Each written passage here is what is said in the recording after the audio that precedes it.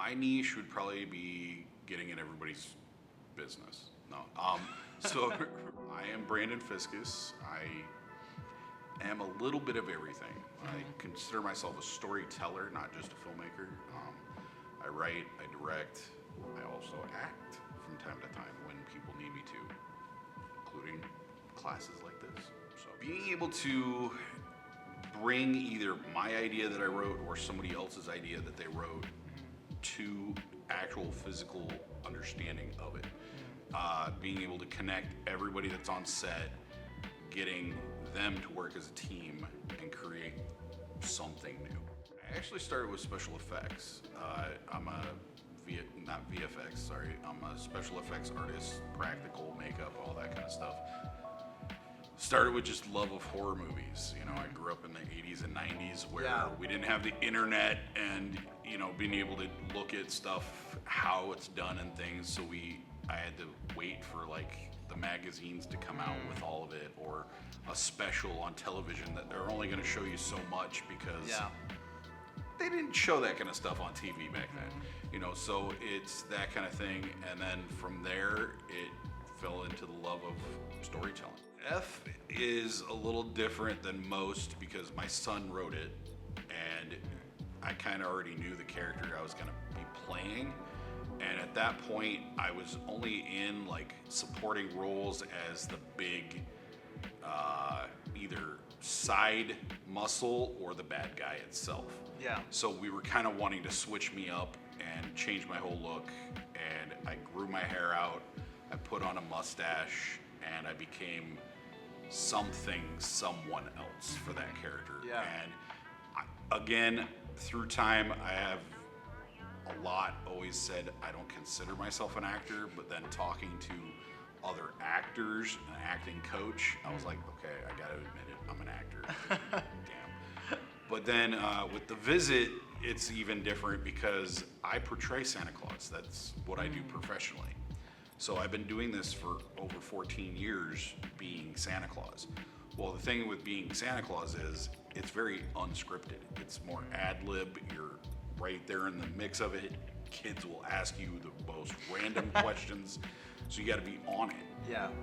So when Chance came to me with the idea and the concept, and we worked it out, and I was like, oh, well, I'll help write and like put my lines in the movie and stuff like that, just to kind of give it that magical sense of where my Santa would actually say stuff and how.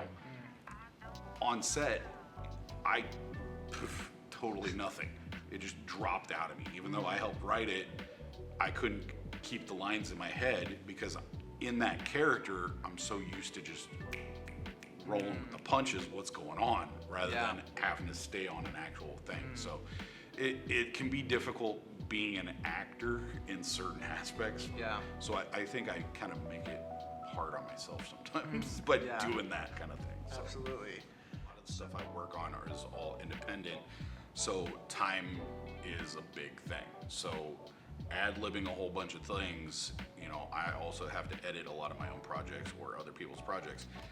And if all you had from take 1 to take 8 is ad-libbed, cutting that together is gonna be a nightmare because nothing's set in stone ever.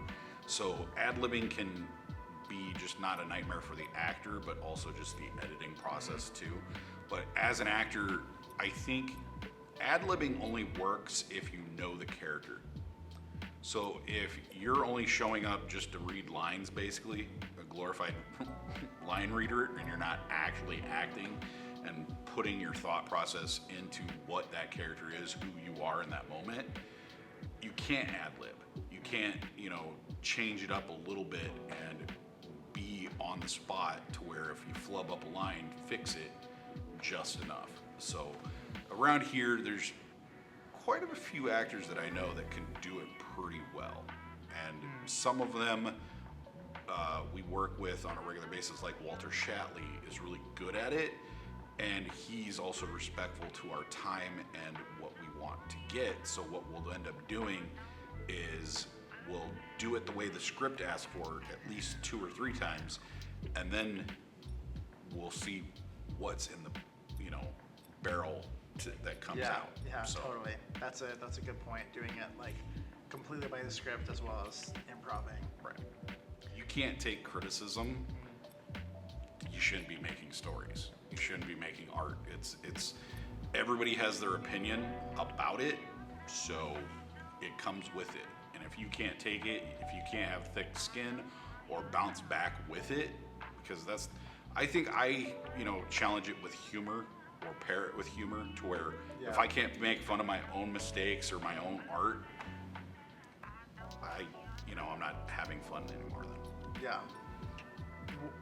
What role or project would you say you're the most proud of? Probably The Visit. It'd have to be The Visit, because to this day, it's been a lot of different stuff, a lot of different things, a lot of moving parts, but it just culminated at the right time. And I don't think it's just the story itself and the way it looks, but that's a big part of it.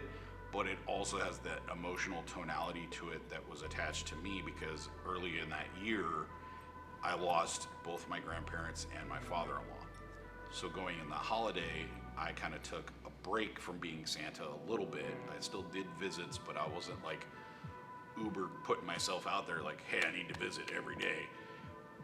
But then when I got on that set and that story and it came out, it was very therapeutic. But then I was able to watch it, look at it as an audience member, not just as an actor at that point, and go, that's what I needed, and then being able to actually share it, so the message, the feel and the vibe of it just looks so much better than almost anything that we've done to this point. So it, in my opinion, is like the best that I've done so far. What would you say inspires you the most? My kids. Really? My family, yeah. Since day one, I've been a stay-at-home dad for the longest time. And I've always wanted to make movies, never really had a chance to until a smartphone was invented. And then I'm sitting at home bored with my kids, and Landon was like 3 or 4, Izzy's in a crib, and I was like, you know what, let's make a movie. So we made a little movie, and it's the stupidest, funniest thing ever. It's adorable now. But then it just kind of grew from there, So I've always wanted to, but it just kind of grew slowly over time, kind of things. Yeah. A lot of people that start getting bigger or want to do more with their film or storytelling career, they tend to have to move away from Nebraska. But I'm kind of hoping that I don't have to. Yeah. I'm trying to work with, I have my Hangout, the Filmmakers Hangout and the Filmmakers Hangout podcast as well. It's an extension of that. Trying to get the community of entertainers together to work together and communicate and bring stuff here, keep things here. But then I also work with an organization named NEAM, Nebraska Entertainment Media, which we're trying to work on training people properly in the etiquette and getting union reps and stuff like that, to where everything has a reason to stay here or even come here and give us jobs. So I think my future is just working my butt off so the new generation doesn't have to work as hard.